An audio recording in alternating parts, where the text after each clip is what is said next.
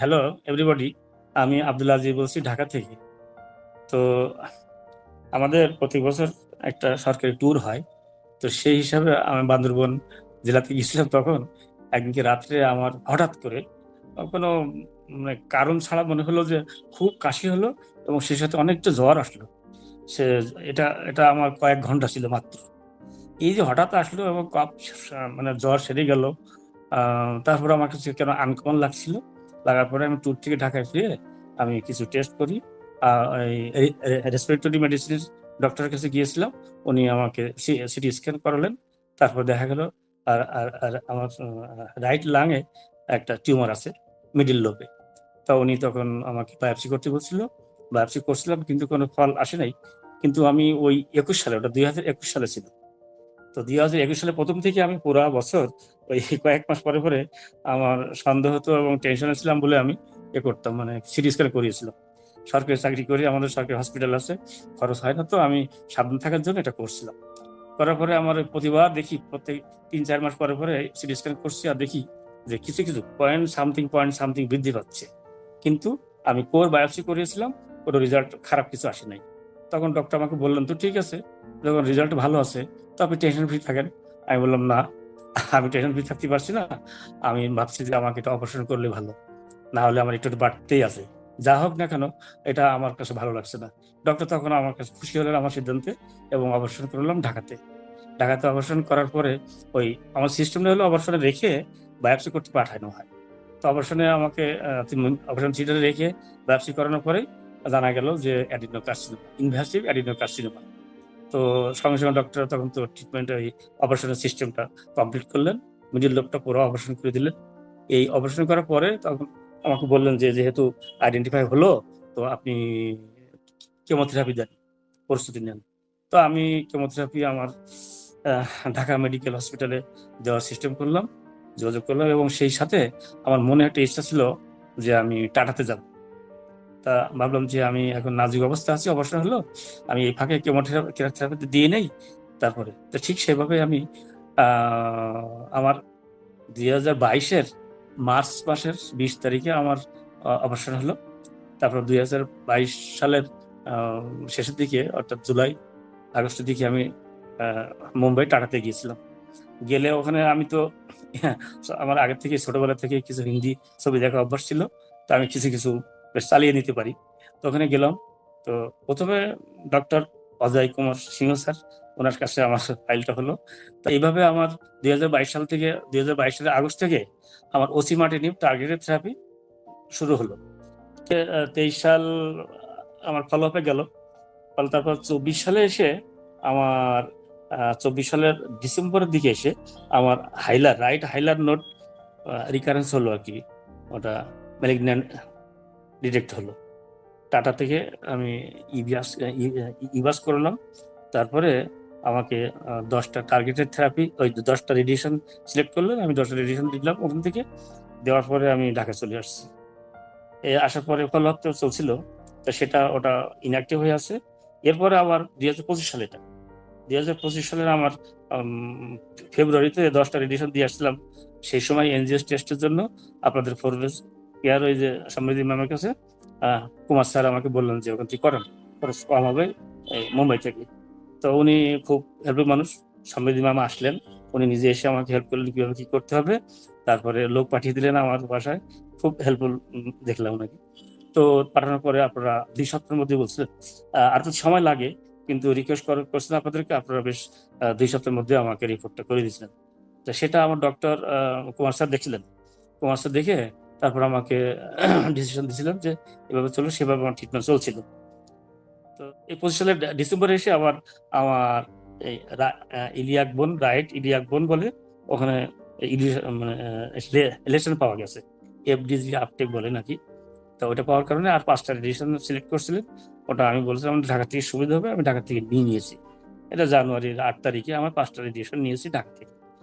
তো আমি এমনি ওখানে কোনো কমপ্লেন আমি ফিল করি না, করতাম না, এখনো করি না, চলছে ফিরছি। আর ওই যে আমার খুব কফ ছিল, তো কফটা আসলে এখন ভালো হয়েছে।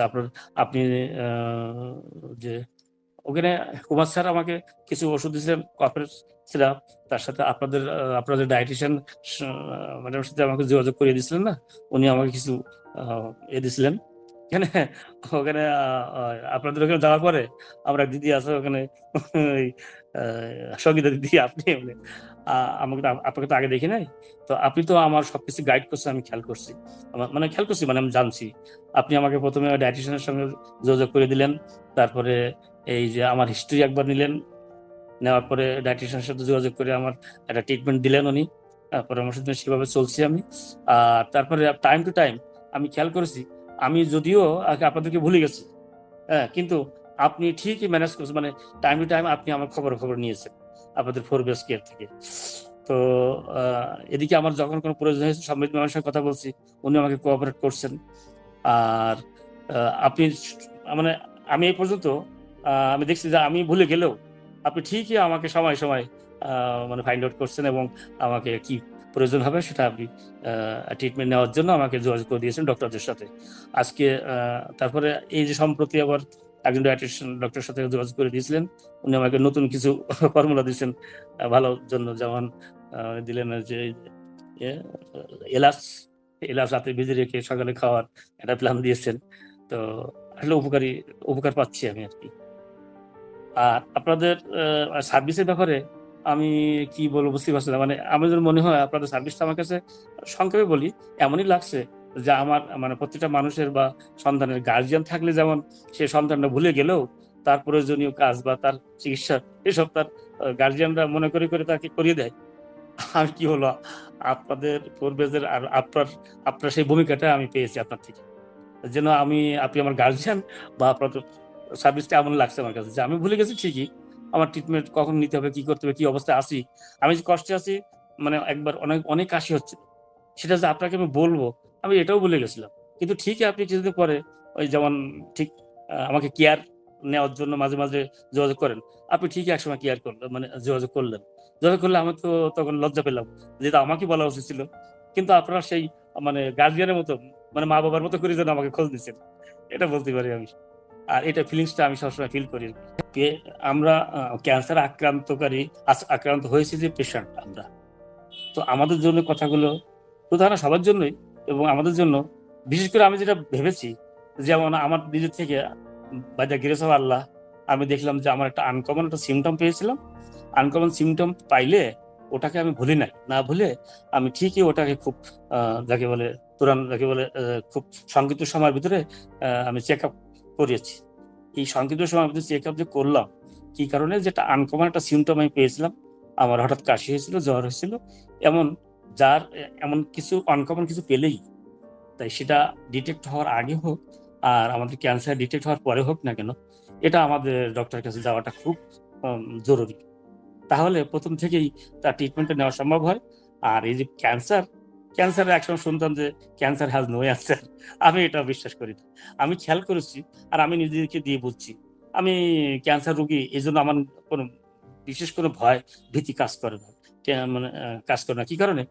যে শুধু ক্যান্সার কেন, যেকোনো সমস্যা অসুস্থতা মানুষের জীবনের মানে উম একটা অঙ্গ বলা যায়। চলতে ফিরতে আমাদের একটা প্রয়োজন আছে। মানে হতেই পারে। তা আমরা যেমন বেঁচে থাকছি বিভিন্ন প্রবলেম নিয়ে, সমস্যা নিয়ে, অসুস্থতা একটা সমস্যা ওরকম। তো ক্যান্সারও ওরকম একটা সমস্যা। তো ক্যান্সার হলেই যে আমার মানুষ মারা যাবে এখনই বা কি ভয়ভীতি এরকম থাকা উচিত না। কারণ আমার যখন যে সমস্যাটা হবে, আমার শুধু কাজ হলো যে আমি যেন দেরি না করে, অবহেলা না করে আমি খুব দ্রুত ডক্টরের কাছে যাই। ডক্টরের কাছে গেলে কি হবে? ডক্টর ১ম থেকেই যখন জানতে পারবে, সহজে আমার ট্রিটমেন্টটা হবে। আর ক্যান্সারটা বিশেষ করে এরকমই। আমি তো খেয়াল করলাম যে আমি যদি ১ম থেকে ওই আনকমন সিম্পটম দেখে ডক্টরের কাছে না যেতাম, তাহলে তো আমার পরের স্টেজ হয়ে যেত। আমি বুঝতেই পারতাম না। তো এইটা আমি বলতে চাই সবাইকে, আমরা সবার জন্য একই কথা। তারপরে ক্যান্সারের যারা পেশেন্ট আমরা, আমাদের জন্য বিশেষ করে যখনই আমরা তো সারভাইভ করছি। এর মধ্যেই কখনো যদি কোনো সিম্পটম বা কোনো লক্ষণ এমন দেখি যেটা আ উম ভাবনার বিষয়, তো আমরা যেন দেরি না করে ডক্টরের কাছে যাই। ডক্টরের কাছে যাই তার মানে কি? আমাদের ডক্টরের ফলো আপটা যদি আমরা দেখেন আমরা যদি ওরকম আনকমন সিম্পটমকে দেখি সন্দেহ নাও করি, তবে ডক্টর যেভাবে আমাদেরকে ফলো আপ এর একটা সিস্টেম করে রাখছে, এই ফলো আপ এর সিস্টেমে যদি আমরা থাকি, তো আমরা যদি ভুলেও যাই আমাদেরকে নিয়ে, তাও অসুবিধা নেই। ডক্টর কিন্তু এই যে আমি যেমন দেখলেন আমি ফলো আপ এ রীতিমতো যাচ্ছি। যাওয়ার কারণে আমাদের একটা ইলিয়াক বোন, রাইট ইলিয়াক বোন একটা লেসন পাওয়া গেল। এটা আমি তো জানতাম না, কারণ আমার কোনো সিমটম ছিল না, কোনো কমপ্লেন ফিলও করি নাই, এখনো করি না। তাই যে ডাক্তারকে গেছি আমি ফলো আপে এই 3 মাস 4 মাস পরে পরে আমি গেছি, বিধায় না আমাকে আমার এটা ডিটেক্ট হলো, আর আমি একটা ট্রিটমেন্ট নিতে পেরেছি। তো এইভাবে তো আমাদের লাইফ লঞ্জিভিটি শুধু বৃদ্ধি পাবে তা না, আসলে আমরা স্বাভাবিক জীবনই যাপন করতে পারবো। এই ফলো আপটা খুব জরুরি। সার্ভিসটা এমনই, এই সার্ভিসটা যে আপনারা দিচ্ছেন, আমি যে মনে করি যে আমার মা বাবার মতো করে আপনারা দিচ্ছেন, আমার বলতে লজ্জা করলেও এটা বাস্তবতা পেয়েছি আমি। কারণ আমারই উচিত ছিল যে দিদি দেখেন আমার অনেক কফ হচ্ছে, আমি সহ্য করতে পারছি না, এটা আমি বলি না, কিন্তু আপনি রীতিমতো আমাকে কেয়ার করছেন, এটা আমি বলতে পারবো না। আর এই যে বললাম যে ফলো আপটা আমাদের জন্য অতি জরুরি না, একবার বেঁচে থাকতে গেলে আমাদের ফলো আপটা মেনটেন করতেই হবে সময় মতো। কুমার প্রভাত স্যারই তো আমাকে আপনাদের কাছে জয়েন করিয়ে দিলেন, এবং উনি যখন ট্রিটমেন্ট দেন, ওনার বিশেষ একটা গুণ আছে কি জানেন, উনি যখন ট্রিটমেন্ট দেন তখন কাছে এসে, আর তাছাড়া আমি বাঙালি, উনি বাংলাও বলতে পারে, না পারলো উনি কাছে এসে পেশেন্টের পিঠে একটা হাত রেখে সুন্দর করে বুঝিয়ে দেয়।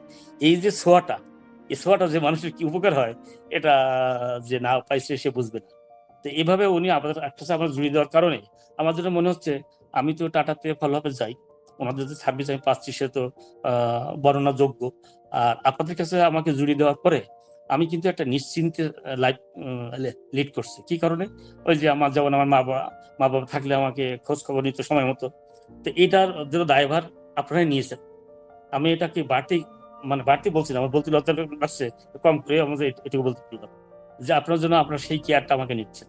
তো কুমার স্যার যে কি উপকারটা করলেন, এটা কুমার স্যার হয়তো নিজেও ভালো জানে না, কিন্তু আমি আমার মা বাবা থাকলে হয়তোবা আপনাদেরকে ফিল করতে হবে একটু কম হতো বা, কারণ আমার খোঁজ নেওয়ার কেউ আছে, আমার খোঁজ নেওয়ার কেউ নাই, মা বাবা আমার নাই।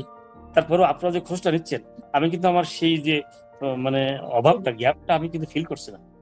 বা আমি মনে করছি যে আমার কিছু হলেই আমি মনে না থাকলেও ঠিকই আপনি আমার খোঁজ নিবেন, এমন একটা ফিলিংসটা আমার এসে গেছে আমার ভিতরে।